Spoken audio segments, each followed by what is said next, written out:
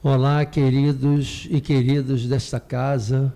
Mais uma vez estamos aqui, felizes de estarmos sob esse teto, nesta ambiência, e queremos fazer um convite a vocês. A casa hoje está em festa porque nossos cursos estão voltando. Estão começando hoje, entre hoje e amanhã. Já temos todos os cursos da casa, são muitos, e todos estão convidados a se inscrever nos cursos. Se inscrever pelo site rita.org.br, procura a abinha de cursos, que tem lá uma lista de cursos, e a convocação é para que vocês possam se presentear com 1 horinha por semana, 1h30, para pacificar nossos corações desse dia a dia tão conturbado que temos.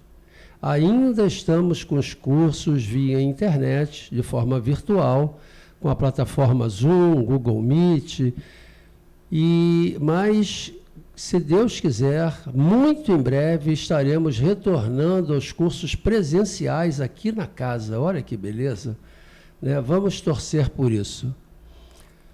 Assim, já feito o convite, vamos fazer a nossa prece para começar nossas reflexões, dizendo assim: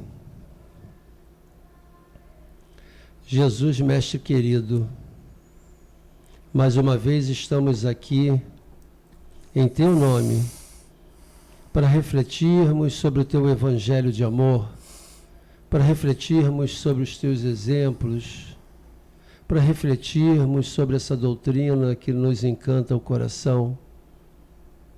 Obrigado, Mestre, por esse grupo amoroso de espíritos que trabalham em Teu nome, nos orientando, nos sustentando nesta casa. Obrigado pela oportunidade de já estarmos despertos ou despertando, aflitos, enfim, já buscando o bem, já buscando a paz.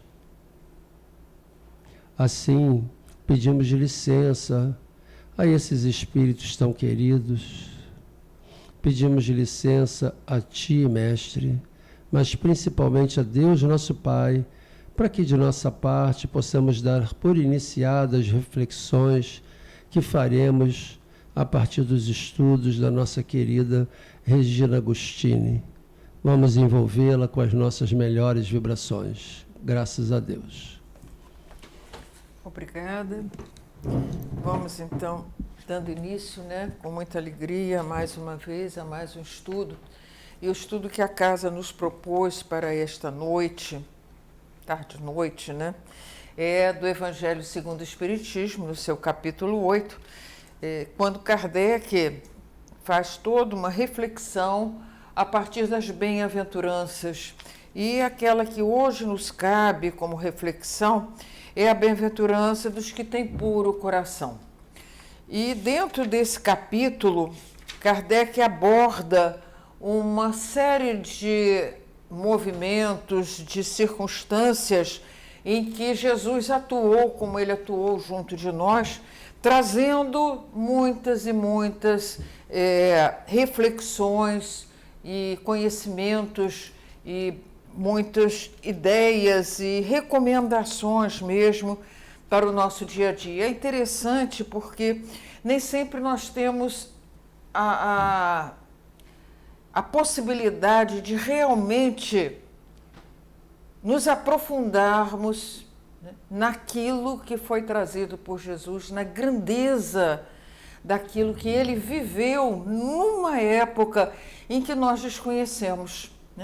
Então, essa passagem é uma passagem que vai falar da verdadeira pureza e ela tem como título, a verdadeira pureza, as mãos lavadas. Na realidade, hoje, nós temos um entendimento da importância da lavagem das nossas mãos, como um ato de higiene, um ato que nos protege de circunstâncias do mundo material, para que possamos conservar a nossa saúde, conservar todo o nosso corpo de uma forma que nos garanta a possibilidade dessa encarnação. Mas não era exatamente esse o sentido, né, que trazia a questão das mãos lavadas na época de Jesus. E nós temos um livro, né, que nos foi recomendado pelo nosso André, que fala sobre comentários históricos e cultural da Bíblia, né, e vai então relatar para nós circunstâncias de conhecimento de detalhes de um contexto histórico, né, e cultural de cada versículo daquela época. Então é interessante da gente buscar, né, neste versículo a religião verdadeira e a falsa, que é justamente quando ele vai trazer para nós, né, em relação ao costume daquela época, a cultura daquela época, o significado do que era o lavar as mãos. E também culturalmente daquele povo, principalmente os escribas e fariseus, que se acercavam de Jesus para verificar as suas posturas, porque principalmente eles acreditavam que o mestre conduzia com a sua ação, ele conduzia a ação dos seus discípulos. E eles então fazem todo aquele movimento em torno. É interessante da gente observar que não existia no Antigo Testamento nenhuma recomendação, como existia das carnes, as carnes que eram impuras, circunstâncias exteriores determinando uma impureza. Mas o mais interessante da gente pensar é que essa impureza não era uma impureza exterior, era impureza, era algo, né, exterior, mas era a impureza, né, que gerava não os nossos sentimentos, como hoje a gente entende da pureza dos sentimentos, né? Mas era algo exterior. Então, é muito interessante quando ele coloca, né, por exemplo, a polêmica sobre a maneira pelas quais Jesus trata a questão da impureza. Havia uma polêmica. Eles corriam atrás dessas circunstâncias e situações, né, e outras questões religiosas, porque embora não tivesse no Antigo Testamento, o fato de lavar as mãos passa quase a ser um ritual, né, naquele momento. E era um ritual interessante, porque era um ritual em que eles mergulhavam as mãos até o pulso, ou seja, não é o que nós fazemos hoje com água e sabão, né, para tirar as bactérias e tirar a sujeira que muitas vezes exteriormente nós adquirimos no dia a dia, mas era o valor da água, né? E isso é muito interessante. Naquela época, né, a gente vê que João Batista mergulhava na água, a água purificava. Então a lavagem das mãos nada mais era do que mergulhar as mãos até o pulso, né, numa água que fosse limpa, porque ali então estaria se criando uma pureza para que pudesse se lidar com as outras questões exteriores, né? E aí eles dizem que uma outra época eles falam, os fariseus eram escrupulosos quanto ao lavar as mãos, né, como purificação ritual, embora essa regra não estivesse no Antigo Testamento. Ele removia a impureza cerimonial parcial contraída no mercado, mas era simplesmente, né, o ato, né, de consistir em submergir as mãos até o pulso ou derramar sobre elas água de um vaso puro. Eu não sei exatamente o que eles consideravam um vaso puro, mas era um ritual. Era algo que estava na cultura daquela época. E aí a gente lembra que Jesus, né, logo nos primeiros capítulos que a gente tem do Evangelho segundo o Espiritismo, ele diz para a gente, eu não vim destruir a lei, mas dá-la cumprimento. Mas dá-la cumprimento naquilo em que significava, né, a realidade das necessidades do espírito imortal diante de uma lei, que é a lei de Deus, que abrange a cada um de nós nas nossas posturas e sentimentos. Este foi o movimento de Jesus quando ele, eu não vim destruir a lei, mas ele vem trazer para nós, né, toda uma postura que é uma postura interior e não dos rituais e exteriores que ainda faziam parte daquele movimento, né? É muito bonito porque Jesus vai trazer para nós, em várias circunstâncias, profetas, né? E ele traz Isaías exatamente nessa passagem, que é uma passagem que está em Mateus, capítulo 15, versículo de 1 a 20. E aí eu fui lá, né? Agora a gente está com essa mania, a gente vai buscar na fonte, porque inclusive nós temos uma série de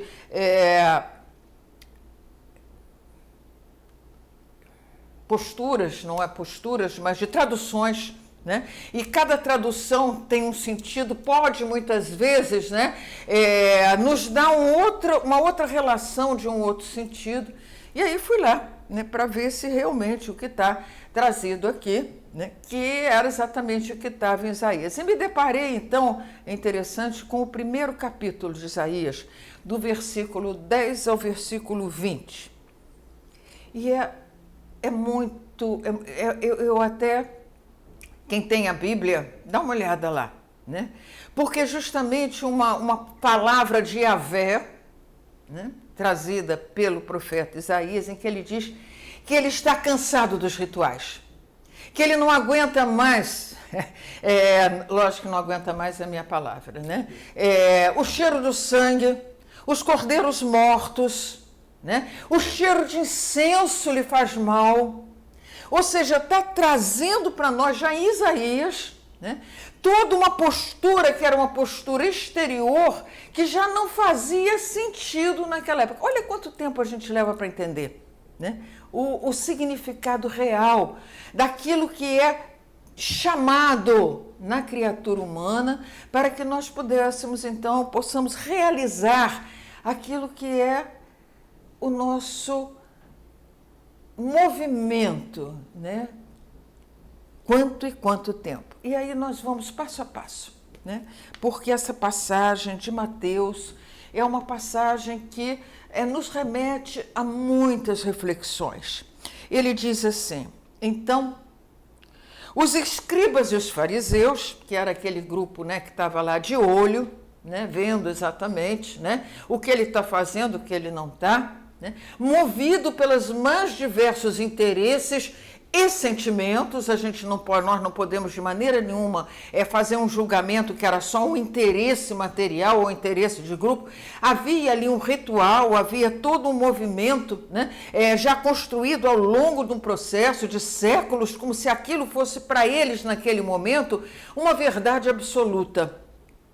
Então eles colocam os escribas e os fariseus que tinham vindo de Jerusalém, aproximaram-se de Jesus e lhes disseram: por quê? Os teus discípulos violam a tradição dos antigos, né? Aqui ele já traz da questão dessa tradição, dessa lavagem de mãos. Eles não lavam as mãos quando tomam suas refeições? E Jesus então retruca, né, essa provocação, porque não deixa de ser uma provocação, falando, né, do movimento nosso, né? Eu acredito até que muitos de nós vivêssemos naquela época, né? E ele retruca, então, falando justamente sobre o atender às leis, né? Que na realidade não eram atendidas na sua integralidade daquilo que Deus e Yahvé havia trazido. E ele vai falar então da questão, Jesus nos responde dizendo: e vós? Por que transgredis o mandamento de Deus para seguir a vossa tradição?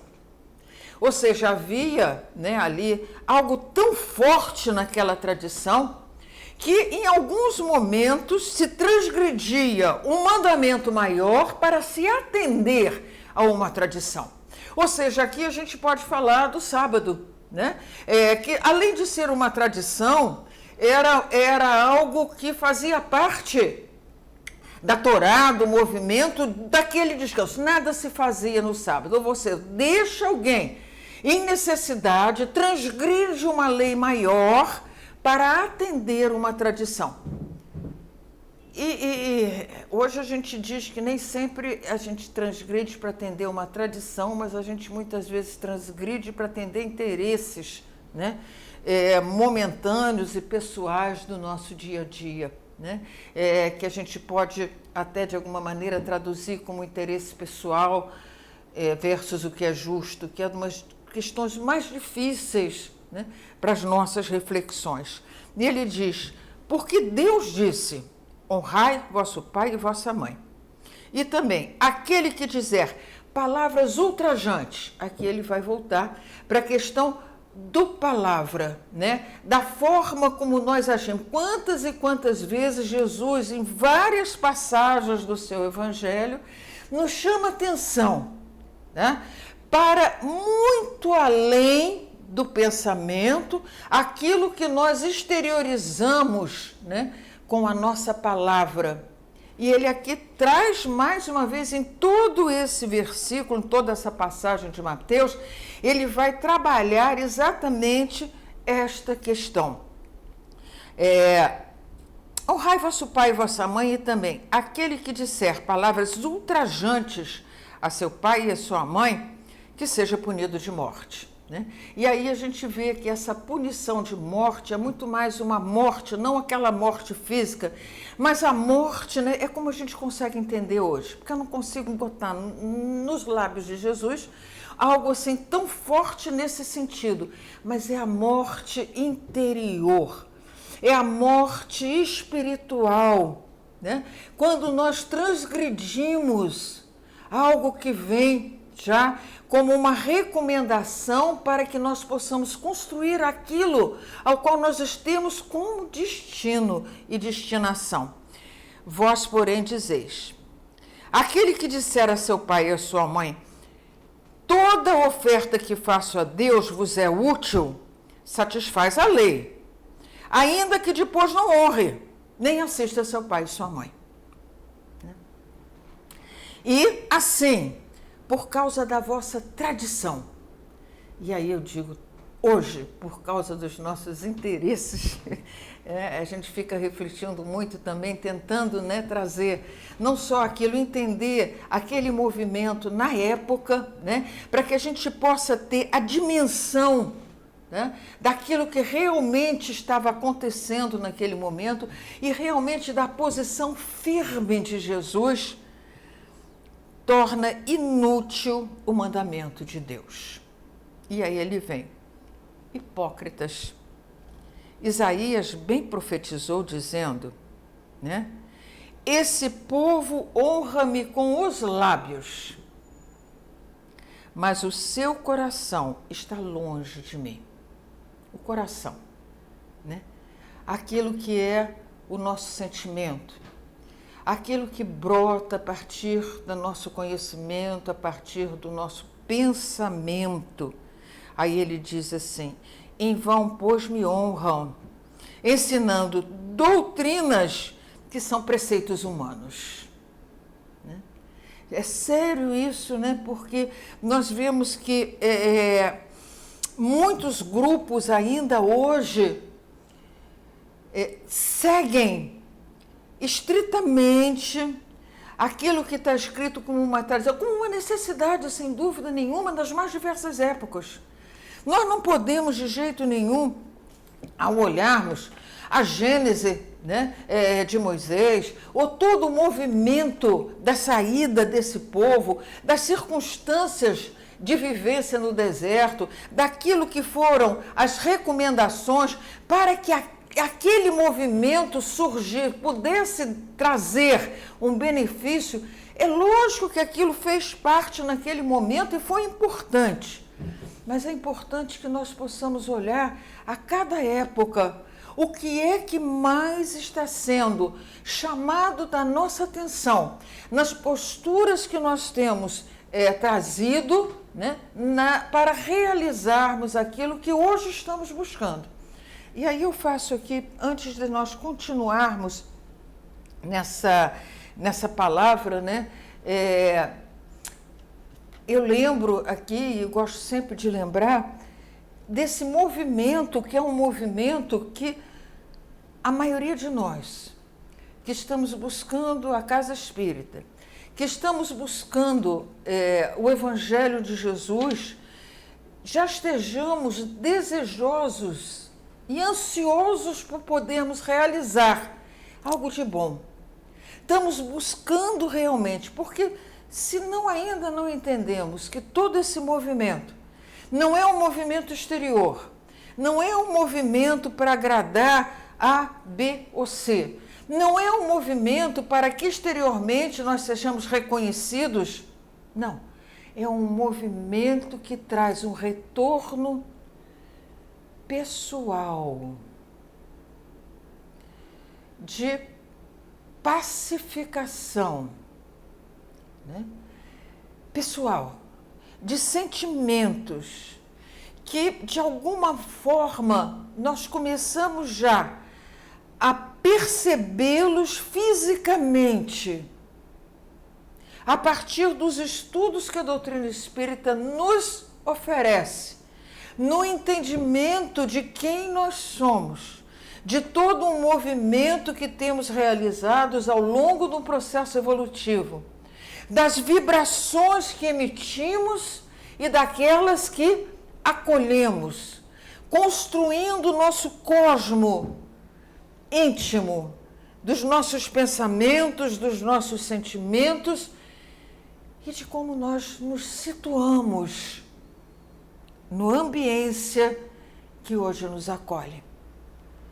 Então, nas minhas reflexões, o que nós fazemos aqui, o que nós fazemos na Casa Espírita, é trazer essas ideias para que isso possa constituir um movimento íntimo de pacificação para quem deseja e para quem vai buscar.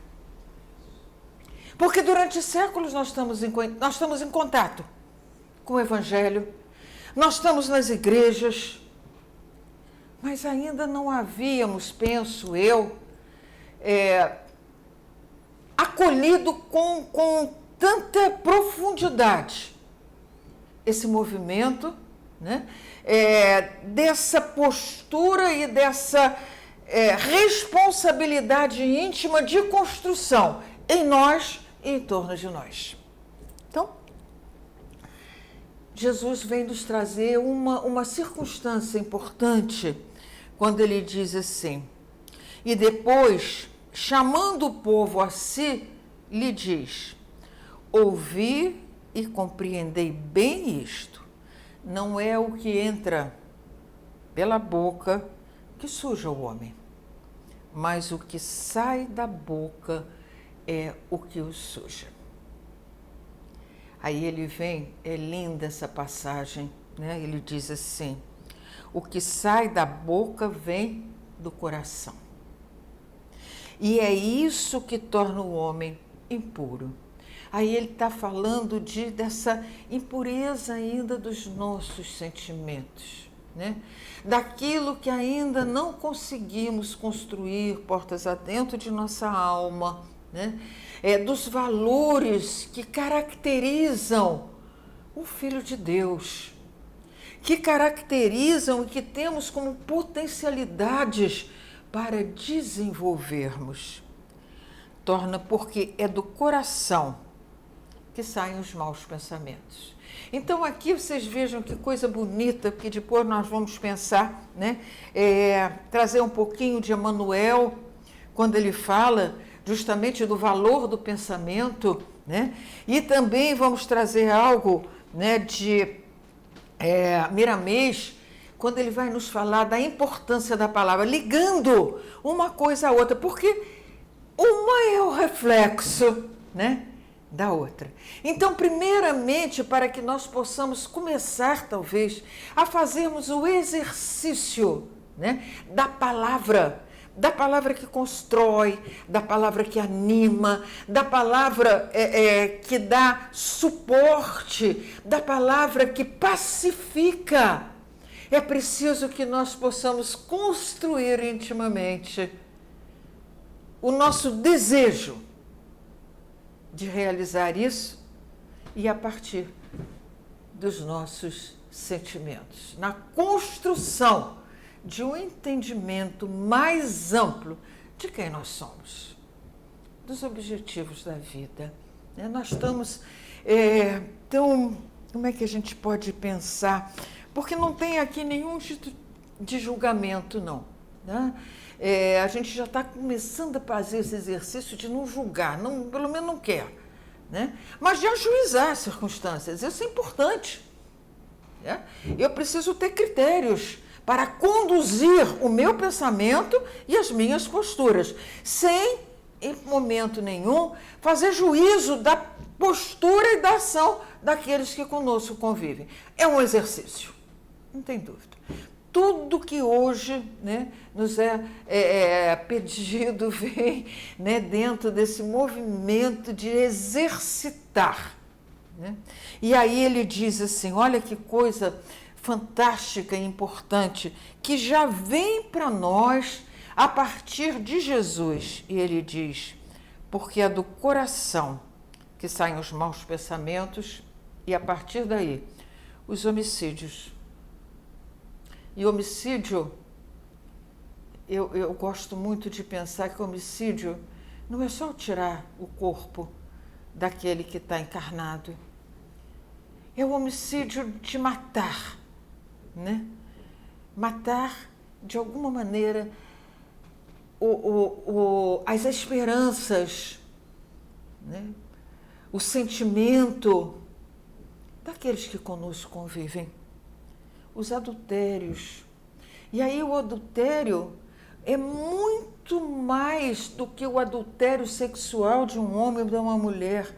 É adulterar aquilo que é uma verdade, né? E que a partir de necessidades íntimas e a partir de interesses pessoais, nós vamos adulterando para chegar a um determinado movimento que interessa pessoalmente ou a grupos.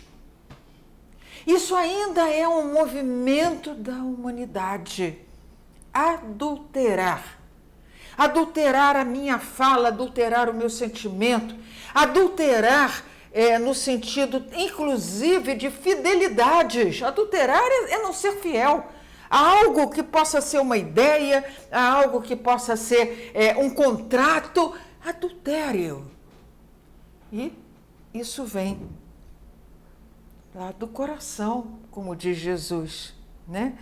As formas, pensamentos, os furtos, todo tipo de furto, né? Porque nós falamos de homicídio, a gente fala também do furtar a esperança, né? Matar ou furtar a esperança.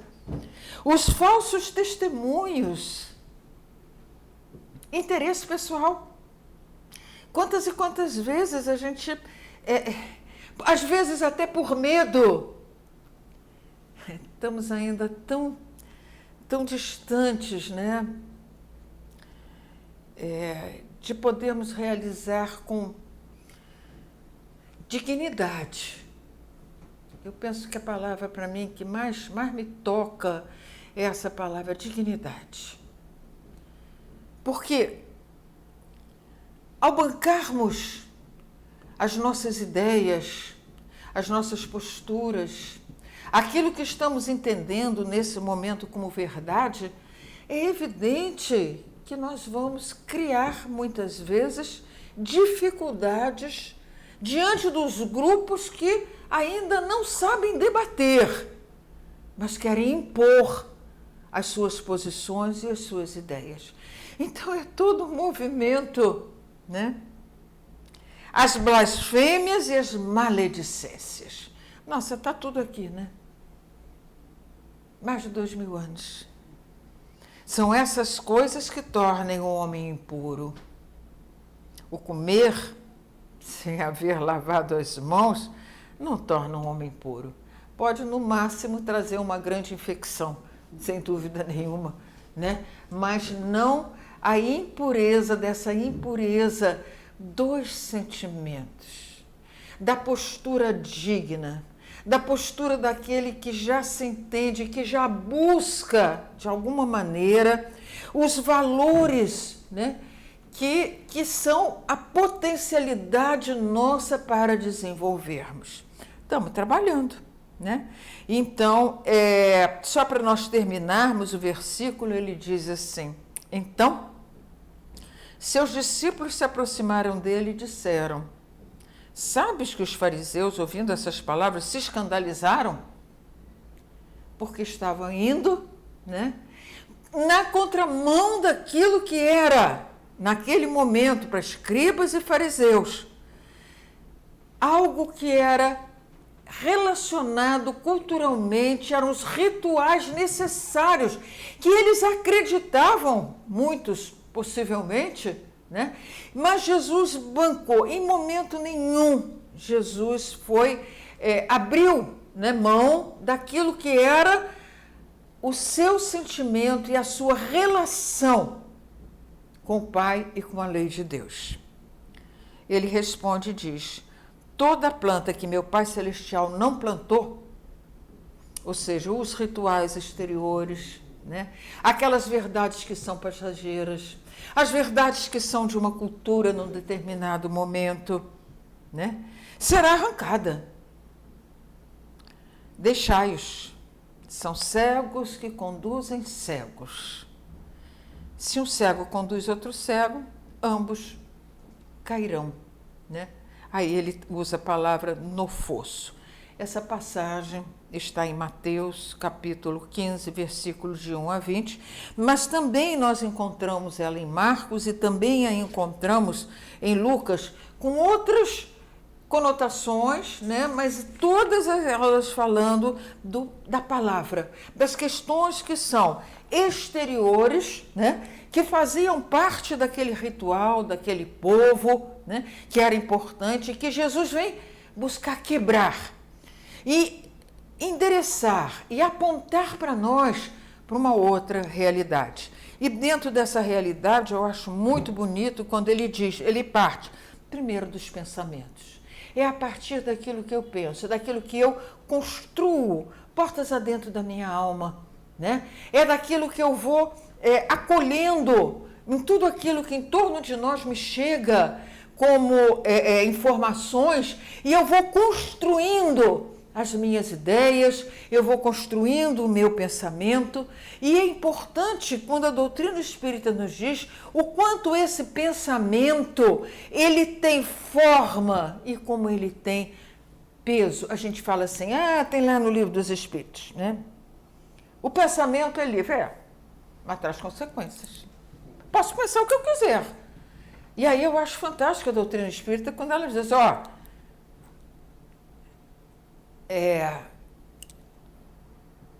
pensa no que está pensando, né? Faz um movimento de bloquear alguns pensamentos, porque eles chegam. Eles vêm, né? Eles vêm porque ainda fazem parte de nós. Eles fazem parte ainda daquilo que nós construímos ao longo do processo. E aí bloquear eles agora não é bloquear no sentido é bloquear pelo entendimento de que aquele pensamento já não está mais fazendo sentido para aquilo que hoje eu estou pensando. E esses pensamentos vêm como preconceitos, né? Eles surgem como posturas ainda já inadequadas para o movimento que nós estamos fazendo hoje. E Emmanuel, nesse livro, que é um livro que nós temos trazido muito, eu e alguns palestrantes, eu não sou palestrante não, a gente faz só algumas reflexões, né? Mas é Pensamento e Vida, ele inicia esse livro, que é um livro lindo, né?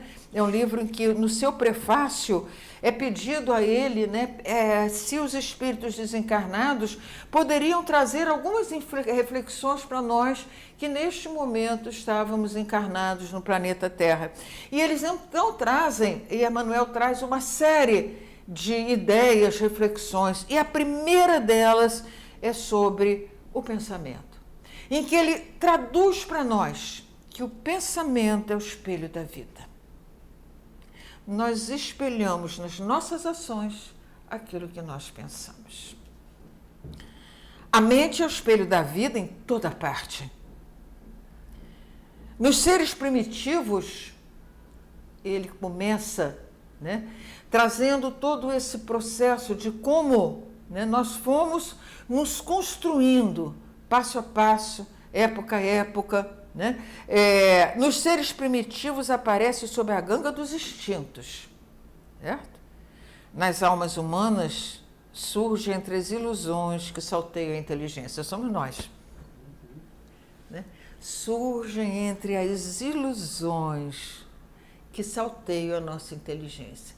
Então está na hora da gente refletir sobre todas essas posturas. O que é uma ilusão no mundo material? O que é real? O que é valor? Né? E revela-se em espíritos aperfeiçoados, lógico, né? Por brilhante e precioso a retratar a glória divina. E aí nós vemos um Jesus, né? Nós vemos um Francisco de Assis, nós vemos um Gandhi, né? Que diante das circunstâncias mais difíceis, num momento histórico importante da humanidade, manteve a sua postura, né? Na sua realidade, daquilo que ele compreendia, não era o que o outro compreendia, não. Nós precisamos, de alguma maneira, construir o nosso pensamento, por isso é tão importante esse movimento que nós fazemos e estamos fazendo, buscando fazer na Casa Espírita, né? Nos nossos cursos, de cada um de nós construir a autonomia do seu pensamento. Porque a partir da autonomia do nosso pensamento é que nós vamos poder garantir as nossas posturas. Eu não garanto postura com o pensamento do outro, do que o outro acredita ou não. Eu só posso manter posturas e, a partir destas posturas, elas serem, de alguma maneira, evidenciadas através do que eu exprimo, através da minha linguagem, da minha palavra, do tom de voz, a partir do que eu acredito. Isso é importante, né?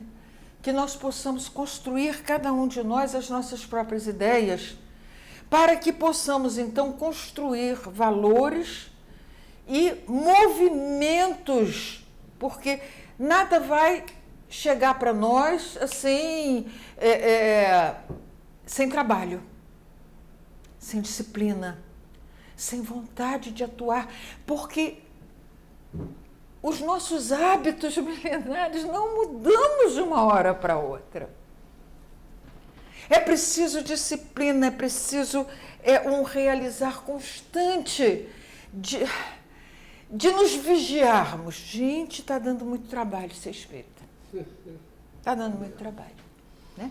Mas não é para nos flagelar, não. É por desejo íntimo, sincero, de construir algo de melhor, né? Não só para nós, mas para aqueles que estão em torno de nós, convivendo conosco. E aí, Emmanuel coloca-nos, né, estudando a nossa posição espiritual, confinados que estamos e achamos entre animalidade e angelitude. Nós já saímos de uma animalidade profunda dos primitivos e estamos buscando caminhar para esse estado de serenidade e pacificação que a doutrina espírita traz para nós como sendo, né, um estado superior daqueles que já conseguem retratar, coisa mais linda, a glória divina. Definindo a mente, o pensamento por espelho da vida, reconhecemos que o coração lhe é a face e que o cérebro é o centro das suas ondulações, das suas vibrações, gerando a força do pensamento que tudo move, criando, transformando, destruindo e refazendo para acrisolar e sublimar. Exercício. Né? Exercício. E aí, a partir do pensamento, nós vamos exprimindo aquilo, porque nas nossas relações nós nos relacionamos a partir da palavra, seja a palavra escrita, mas aqui no momento nós estamos falando da palavra, né, que o outro escuta, porque ela vem com uma vibração, ela vem com uma tonalidade, né, que pode tanto construir como pode trazer desentendimentos e dores para aqueles que nos escutam. Eu estava escutando outro dia uma live que eu achei muito interessante, até de um compositor, né, em que ele falava justamente da vibração. E ele trouxe uma coisa que me chamou muita atenção. Ele falou assim, que nós não temos ainda essa sensibilidade para percebermos essas ondulações, né, que estão em torno de nós. E ele aí falava o seguinte, por exemplo, na música, quando uma nota é discordante, nós imediatamente percebemos. E aquilo causa um desconforto. E na realidade também, naquilo que nós falamos, né, nem sempre nós conseguimos perceber exatamente essas tonalidades, né, essa forma como é falada. Eu costumo sempre trazer, né, para as pessoas que estudam, e aquelas que já estudam conosco há algum tempo, principalmente, que têm feito alguns estudos comigo, eu sempre trago, né, nas leituras, como é importante, como a gente lê com aquilo que nós somos, né? E eu, algum tempo atrás, eu estava conversando com uma companheira que era muito próxima da família de Ivone Pereira, e eu trouxe uma questão que para mim era muito importante. Eu falava, nossa, como o espírito Charles era duro, né? Era forte. E ela falava assim, não, ele é de uma amorosidade enorme. Eu falava, mas não é possível. As cartas que ele escreveu para Dona Ivone são cartas duras. Ela falou, lê para mim. E eu falei, minha filha. Ela falava assim, não é assim. Ela falava assim, minha filha. Eu falei, então talvez ainda seja a tonalidade, né? Como nós nos exprimimos, que muitas vezes até somos entendidos equivocadamente do nosso desejo. Então é todo um exercício, né, de como vincular a nossa palavra. E nós temos então, só para a gente encerrar, eu tenho pouco tempo agora, pelo Espírito Miramês, quando ele fala das maravilhas da palavra, ele diz assim, leitor amigo, tu que falas, porventura já parastes alguns minutos observando o som de tua voz? Como podes articular a palavra, o que ela pode fazer em teu favor e do próximo? Eu digo para vocês, eu começo a pensar, né, naquilo que é o som da tua voz. E algumas vezes eu fico triste, né, comigo mesmo, naquilo que ainda não conseguimos modular no som da nossa voz. Aí ele diz assim, os sons da palavra do Mestre eram portadores de um magnetismo divino, pela harmonia do seu magnânimo coração. Ou seja, nós emitimos também magneticamente, enquanto falamos, né? A partir daquilo que pensamos e dos desejos que nós estamos, naquele momento, buscando realizar. Aí ele diz, usa o verbo para o bem. Para isso foi nos dado a razão de escolher o que deve ser falado.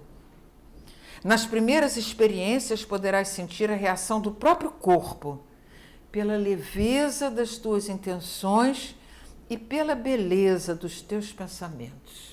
Olha que coisa bonita, quando a gente falou que, na realidade, quantas vezes nós já sentimos fisicamente, né, o retorno das nossas emoções, dos nossos sentimentos, né, isso já se torna físico.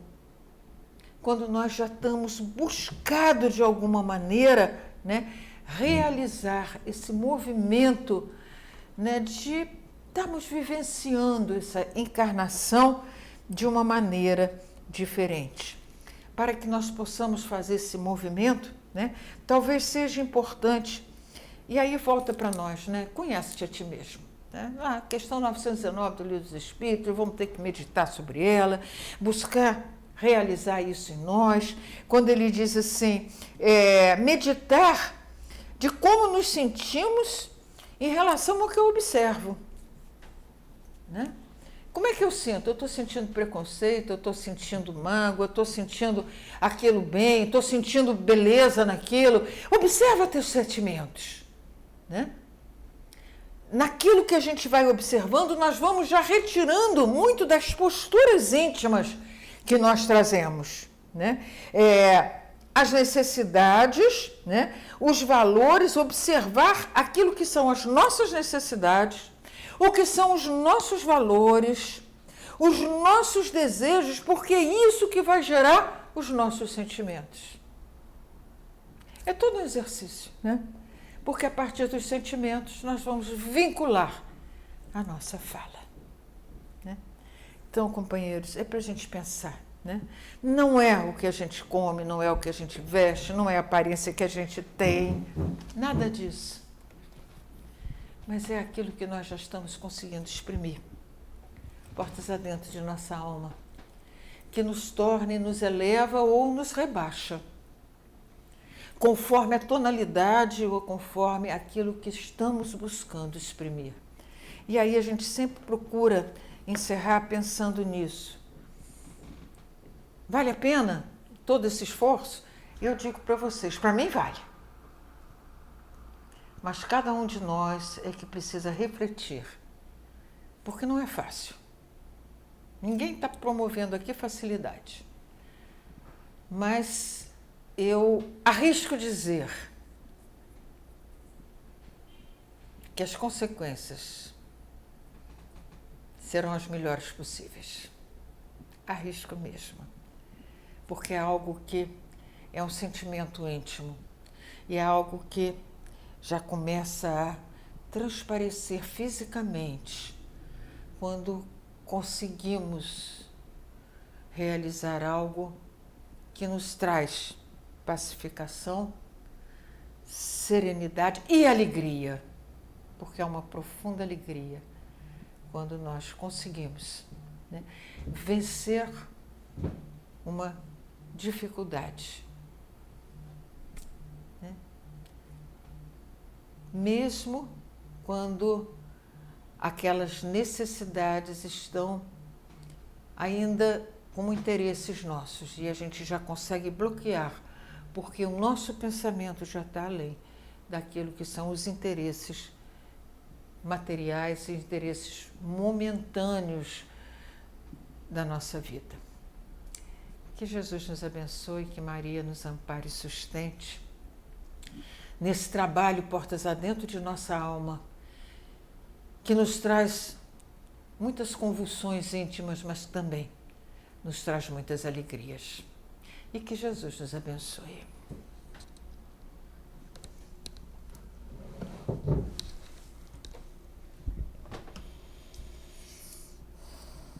Que beleza de reflexões.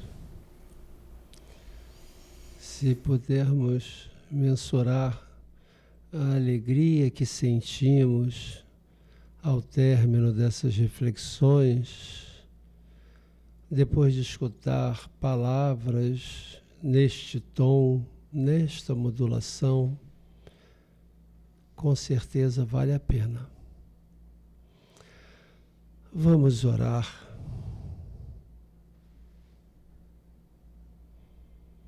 Jesus, querido amigo, só podemos te agradecer por essa bênção de falar pacificamente a respeito dos teus exemplos, de pensarmos a respeito de cada passo que deste, de refletirmos o que está nos alimentando a alma com alegrias ou com dores. Obrigado, Mestre querido, por esses espíritos amorosos que nos intuem e nos sustentam nessas reflexões, Obrigado, Mestre, por essa casa amada. Obrigado, Mestre, por esse presente que nos damos quando passamos aqui 1 hora, 1 hora e meia do nosso tempo, enchendo o nosso coração de paz e de bons sentimentos. Obrigado, Mestre. Assim pedimos licença a esses espíritos amorosos, pedimos licença a Ti, Jesus, mas principalmente a Deus, nosso Pai, para que de nossa parte possamos dar por encerradas essas reflexões.